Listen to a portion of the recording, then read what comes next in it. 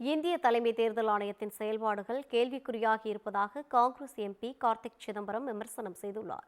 சென்னை விமான நிலையத்தில் செய்தியாளர்களிடம் பேசிய அவர், மக்களவை எதிர்க்கட்சித் தலைவர் ராகுல் காந்தியின் கேள்விகளுக்கு பதிலளிக்காமல் அவரிடம் தேர்தல் ஆணையம் உறுதிமொழி பத்திரம் கேட்பது பொறுப்பற்ற செயல் என்று குற்றம் சாட்டியுள்ளார். தேர்தல் ஆணையம் ஒரு நடுநிலையாக செயல்பட வேண்டும்.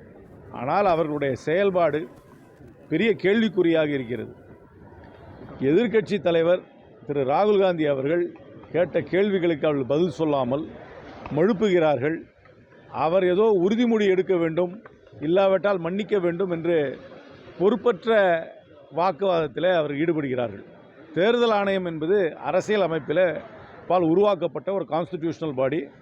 எதிர்க்கட்சி தலைவரும் கான்ஸ்டிடியூஷனால் உருவாக்கப்பட்ட பதவி. ஒரு கான்ஸ்டிடியூஷனல் பாடி, ஒரு கான்ஸ்டிடியூஷனால் உருவாக்கப்பட்ட ஒரு பதவியை வகிப்பவரை பார்த்து நீங்கள் உறுதிமொழி எடுக்க வேண்டும், இல்லாவிட்டால் நாங்கள் பதில் சொல்ல மாட்டோம் என்று சொல்வதெல்லாம் பொறுப்பற்ற செயலாக இருக்கிறது.